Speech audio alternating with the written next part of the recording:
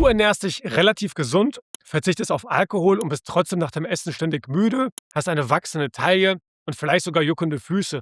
Aber dein Arzt kann sich das alles nicht erklären. Das könnten die ersten von 9 Warnzeichen sein, dass deine Leber nicht mehr richtig entgiftet. Und das lange bevor ein Bluttest Auffälligkeiten zeigt. Ich habe die Arbeit von Dr. Stan Ekberg, Dr. Jason Fung, Professor Robert Lustig, Dr. Alex Wibberley und anderen Fachleuten ausgewertet, um die häufigsten Warnzeichen bei Leberproblemen zu ermitteln und herauszufinden, was du dagegen tun kannst. Hi, ich bin Arthur von Life Algorithm. Mit 46 Jahren bin ich fitter als mit 30 und das mit nur 3 Stunden Training pro Woche, ohne teure Supplemente und zu 100% natürlich. Ich bin kein Arzt, sondern Diplom-Informatiker. Ich betrachte den Körper wie ein System. Was reinkommt, bestimmt, was rauskommt. Mein Leitspruch auf diesem Kanal ist simpel. Gesundheit ist eine bewusste Entscheidung. Und die kannst du heute treffen. Ich habe meine eigenen Blutwerte bestimmen lassen. Meine Leberenzyme sind top. GPT liegt bei 21, GOT bei 29 und Gamma-GT bei 9. Alles deutlich im grünen Bereich. Zeitgleich ist mein Cholesterinwert leicht erhöht. Was das wirklich bedeutet, zeige ich dir am Ende dieses Videos. Die Welt, in der wir heute leben, basiert auf Kapitalismus, der auf Profitoptimierung ausgelegt ist. Nichts ist mehr so naturnah, wie es vor 100 oder 200 Jahren war. Das hat zur Folge, dass wir Menschen immer kranker werden. Die Industrie hat die natürlichen Kreisläufe in fast allen Bereichen gestört, auf Kosten unserer Gesundheit. In diesem Video erfährst du anhand von 9 Warnzeichen, wie stark du bereits betroffen bist und was du dagegen tun kannst.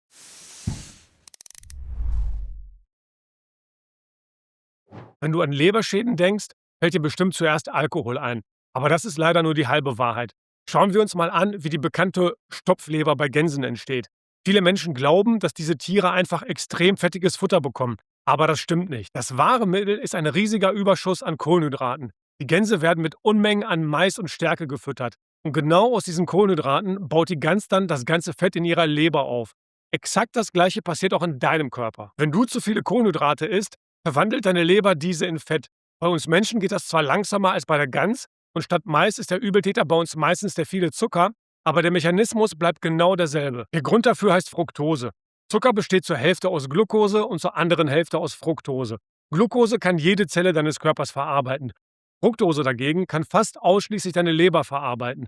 Deine Leber wird bei Fructose extrem schnell überlastet. Sie wandelt den Überschuss direkt in Fett um. Dieser Prozess heißt De novo Lipogenese, die Neubildung von Fett aus Nicht-Fettquellen. Forscher der Harvard Medical School zeigten, dass bei Menschen mit Fettleber deutlich mehr Leberfett aus dieser körpereigenen Fettproduktion stammt, als bei Menschen mit gesunder Leber, mit Fructose als stärksten Treiber. Alle Studien, die ich im Video erwähne, findest du wie immer unten in der Videobeschreibung. Alkohol und Fructose haben eine Gemeinsamkeit. Keine andere Zelle in deinem Körper kann sie in nennenswerten Mengen abbauen.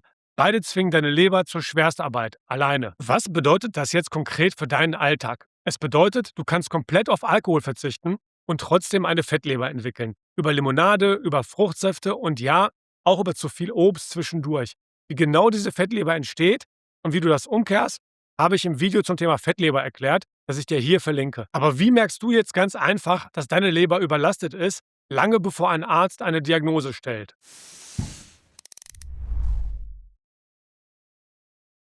In unserer Leber befinden sich keine Schmerzrezeptoren. Trotzdem warnt unsere Leber uns, allerdings nur über Umwege.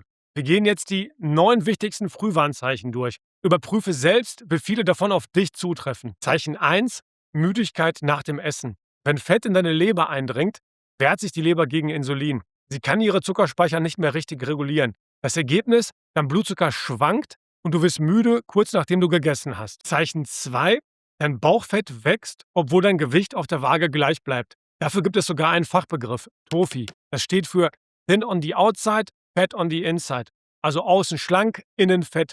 Du kannst auf dem Papier das perfekte Gewicht haben und trotzdem gefährliches Fett um die Leber herum aufbauen. Eine wissenschaftliche Übersichtsarbeit zeigt, fast 30% der Menschen mit einem völlig normalen Body Mass Index, in kurz BMI, haben einen so hohen Körperfettanteil, dass sie medizinisch gesehen bereits als fettleibig gelten. Zeichen 3: Juckende Hände oder Füße ohne erkennbaren Grund. Das entsteht durch aufgestaute Gallensäure und Giftstoffe, die deine Leber nicht mehr richtig ausscheiden kann. Hör dir mal an, was Dr. Stan Ekberg dazu sagt. Symptom Nummer 5 ist Juckreiz und Brennen. Und das passiert wegen der Gallenstauung. Die Galle soll eigentlich Toxine enthalten, die ausgeschieden werden. Aber wenn wir die Galle nicht loswerden, wenn sie feststeckt, wenn sie nicht richtig fließt, dann bleiben diese Toxine im Körper hängen. Einer der häufigsten Orte sind Füße und Hände. Und hier schließt sich ein wichtiger Kreis. Wenn deine Leber ihre Abfallstoffe nicht mehr los wird, steigen oft auch deine Harnsäure und Entzündungswerte im Blut. Genau dieser Überschuss an Harnsäure und die ständigen Entzündungen sind der eigentliche Grund für Gelenkschmerzen, Gicht und rheumatische Beschwerden. Zeichen 4: Rissige Fersen. Das klingt banal, hat aber einen Grund. Deine Leber produziert zu wenig Galle, um Fette und fettlösliche Vitamine richtig aufzunehmen.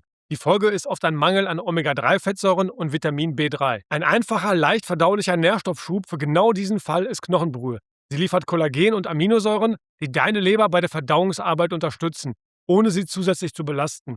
Eine Übersicht der Produkte, die ich selbst nutze, findest du auf meiner Webseite lifealgorithm.de unter Top 3 Produkte Ernährung Knochenbrühe. Zeichen 5: Ein dumpfer Druck oder ein leichtes Völlegefühl unter den rechten Rippen. Deine Leber selbst spürt keinen Schmerz, aber ihre äußere Hülle, die Leberkapsel, hat Schmerzrezeptoren.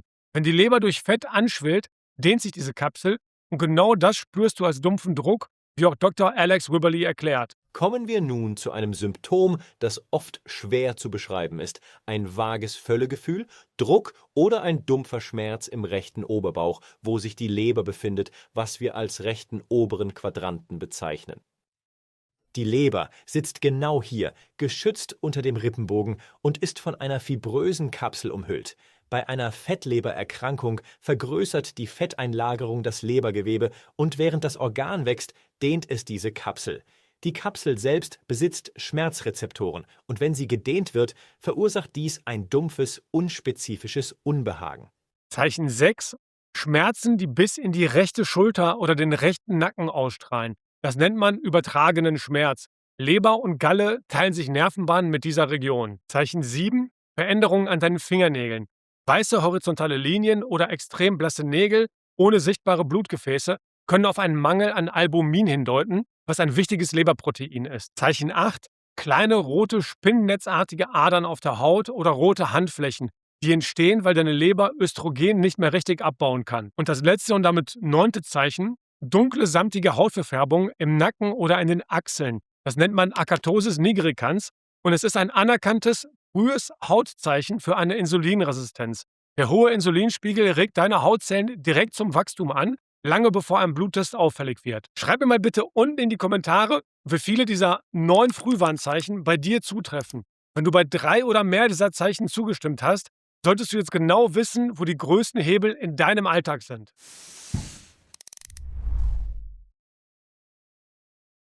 Hier wird es jetzt unbequem, denn wir müssen über eine Empfehlung sprechen, die du wahrscheinlich 1000-mal gehört hast. Iss lieber viele kleine Mahlzeiten über den Tag verteilt. Dieser Ratschlag war eigentlich schon immer falsch. Manche glauben, dass das vor 50 Jahren noch ein guter Rat war, aber auch damals lief die Lebensmittelindustrie schon auf Hochtouren. Wenn wir uns unsere menschliche Entwicklung ansehen, gilt etwas ganz anderes. Selten zu essen ist das Natürlichste überhaupt. Unsere Vorfahren haben gegessen, wenn sie etwas gejagt oder gesammelt hatten. Dazwischen gab es einfach nichts, keine Snacks, keine kleinen Zwischenmahlzeiten. Heute wird diese biologisch unnatürliche und meiner Meinung nach völlig schwachsinnige Empfehlung zur absoluten Falle. Laut der Deutschen Gesellschaft für Ernährung, in kurz DGE, stammen in Deutschland rund 50% unserer täglichen Kalorien aus stark verarbeiteten Lebensmitteln und diese Zahlen stammen wohlgemerkt schon aus den frühen 2000er Jahren. Wir essen also nicht nur völlig unnatürlich oft, wir füllen unseren Körper auch noch zur Hälfte mit industriellem Müll. Und genau diese Kombination ist brandgefährlich für deine Leber. Jedes Mal, wenn du isst, vor allem Kohlenhydrate, steigt dein Insulinspiegel. Wenn du alle 2 bis 3 Stunden snackst, bleibt dein Insulin permanent erhöht. Es sinkt nie richtig ab. Insulin ist ein Speicherhormon und wenn es chronisch erhöht ist, zwingt es deinen Körper, Energie in Form von Leber- und Viszeralfett einzulagern, statt sie zu verbrennen. Dein Körper bekommt nie die Pause, die er braucht, um auf Fettverbrennung umzuschalten. Wer profitiert eigentlich davon, dass diese Empfehlung bis heute überall verbreitet wird? Schau dir an, wer Snacks herstellt. Riegel, Chips, kleine abgepackte Portionen, die dir als gesunder Zwischensnack verkauft werden. Die Lebensmittelindustrie lebt genau von diesem einen Ratschlag. Iss öfter, aber kleiner. Das ist kein Zufall, das ist ein Geschäftsmodell. Wenn dir solche Zusammenhänge bisher auch verschwiegen wurden, dann lass gerne jetzt einen Daumen nach oben da oder noch besser, teile das Video mit jemandem, der meint, zuzunehmen, wenn er oder sie das Essen nur anschaut. Ich halte mich seit Jahren strikt an 2 Mahlzeiten am Tag, ohne Snacking dazwischen. Das hat einen entscheidenden Nebeneffekt. Ich habe dadurch automatisch ein Fastenfenster von 16 Stunden oder mehr, ohne mich überhaupt aktiv mit Intervallfasten zu beschäftigen. Die einfachste Regel ist meistens die effektivste. Warum Kalorienzählen meistens komplett scheitert und was die richtigen Hebel sind, um weniger Körperfett zu haben, erkläre ich ausführlich in meinem Video zum Thema Körperfettanteil, das ich dir hier verlinke. Du musst nicht sofort bei 2 Mahlzeiten landen, aber jede Stunde, in der du nicht snackst, ist eine Stunde, in der dein Insulin fallen und deine Leber endlich Fett abbauen kann, statt es einzulagern. Aber genug von der Häufigkeit. Was du isst, ist mindestens genauso entscheidend, vor allem bei einem Lebensmittel, das fast jeder für komplett unbedenklich hält. Ich möchte eines klarstellen, bevor jemand denkt, dass ich Obst verteufele. Das tue ich nicht. Aber wie und wann du Obst isst, macht für deine Leber einen riesigen Unterschied. Übermäßiger Obstkonsum, vor allem als Fruchtsaft oder Smoothie, ist nachweislich schädlich für deine Leber, weil die Fructose ohne die schützenden Ballaststoffe der ganzen Frucht extrem schnell aufgenommen wird. Jetzt zu meiner persönlichen These, und das ist ausdrücklich meine eigene Meinung. Ich glaube, Obst war evolutionär nie als Dauersnack gedacht. In unseren Breiten reift Obst zum Ende des Sommers, kurz vor dem Herbst. Meine These ist, das ist kein Zufall, sondern ein Signal der Natur. Zucker aus reifem Obst war für unsere Vorfahren das Startsignal, Fettreserven für den Winter aufzubauen, bevor die Nahrung knapp wird. Heutzutage liegt Obst das ganze Jahr im Supermarkt, importiert aus jeder Klimazone der Welt. Dein Körper bekommt also ständig das Signal, der Winter kommt, speichere Fett, obwohl nie eine Winterphase mit Nahrungsknappheit folgt. Es wird einfach 12 Monate lang im Jahr Fett eingelagert. Der alte Spruch ist regional und saisonal bekommt dadurch eine viel tiefere Bedeutung, als die meisten denken. Es geht nicht nur um Frische oder Umweltbewusstsein, es geht darum, deinen Stoffwechsel nicht das ganze Jahr über in einen Modus zu zwingen, der eigentlich nur für wenige Wochen im Spätsommer gedacht war. Falls du dieses Video in der YouTube-App auf deinem Handy oder Tablet schaust, nutze jetzt gerne die Hype-Funktion. Das ist wie ein Super-Like und hilft dabei, dass dieses Video mehr Menschen erreicht, denen etwas weniger Körperfett gut täte. Was heißt das praktisch für dich? Iss Obst niemals als Snack, sondern als Nachtisch zu einer Hauptmahlzeit. So isst du es mit Fett und Protein, was deinen Blutzuckeranstieg dämpft. Wenn du abnehmen möchtest, reduziere Obst am besten auf ab und zu mal und sei bei Zuckerbomben wie Trauben oder Bananen besonders vorsichtig. Lass uns kurz testen, ob du bisher gut aufgepasst hast. Hier ist ein YouTube-Quiz.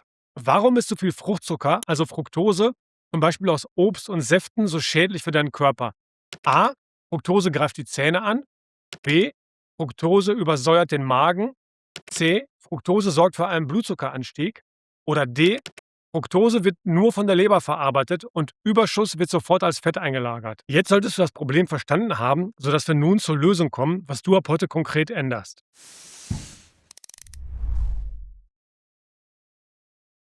Erster Schritt, reduziere deine Mahlzeitenfrequenz. Du musst nicht sofort bei 2 Mahlzeiten landen, aber jede Stunde, in der du nicht snackst, ist eine Stunde, in der dein Insulin endlich fallen kann. Dann schaltet dein Körper auf Fettverbrennung um und deine Leber kann endlich ihr eigenes Fett abbauen, statt immer Neues einzulagern. Fang mit 3 festen Mahlzeiten an, ohne Snacks dazwischen und beobachte, wie sich dein Energielevel über 2 Wochen verändert.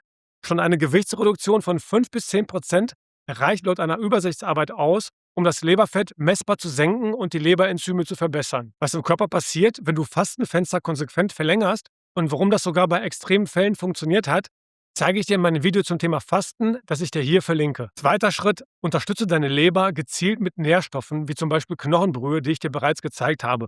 Sie hilft deiner Leber bei der Regeneration, ohne sie zusätzlich zu belasten. Dritter Schritt, tausche industrielle Pflanzenöle gegen stabile Fette.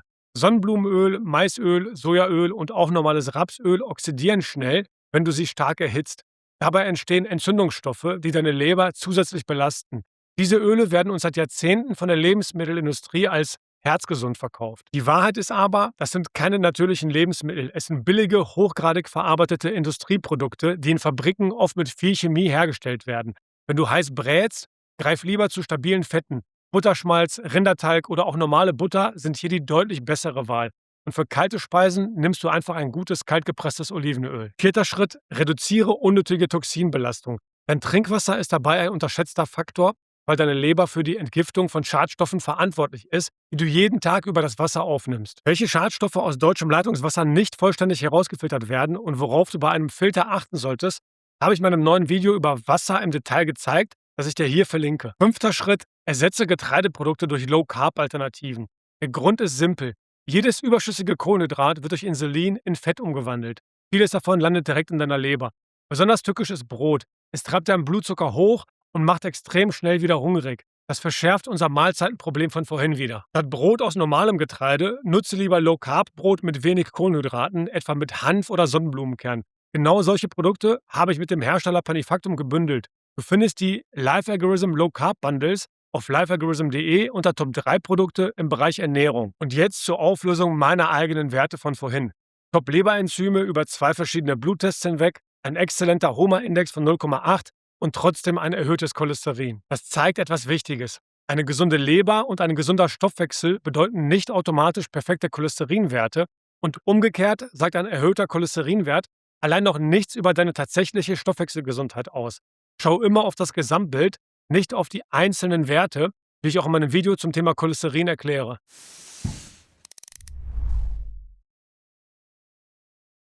Lass uns das nochmal kurz zusammenfassen. Erstens, nicht nur Alkohol schadet deiner Leber. Fructose wirkt über denselben Mechanismus, die De novo Lipogenese, und kann nur von der Leber verarbeitet werden. Zweitens, achte auf die Frühwarnzeichen. Müdigkeit nach dem Essen, eine wachsende Taille, Juckreiz, rissige Fersen, Druck unter den rechten Rippen und Veränderungen an Nägeln und Haut. Drittens, reduziere deine Mahlzeitenfrequenz. Ständiges Snacken hält dein Insulin oben und deine Leber im Speichermodus statt im Fettverbrennungsmodus. Viertens, iss Obst bewusst und saisonal als Nachtisch, nicht als Dauersnack über den ganzen Tag verteilt. Fünftens, unterstütze deine Leber aktiv mit den richtigen Fetten, mit Nährstoffen wie Knochenbrühe und mit weniger Toxinbelastung. Keiner dieser Schritte ist wirklich kompliziert. Die Frage ist nur, ob du wartest, bis deine Leber lauter wird oder ob du jetzt anfängst, ihr zuzuhören. 55% der Zuschauer hier haben meinen Kanal noch nicht abonniert. Wenn dir dieses Video die Augen geöffnet hat und du mehr von diesem datenbasierten Ansatz möchtest, abonniere jetzt gerne kostenlos den Kanal.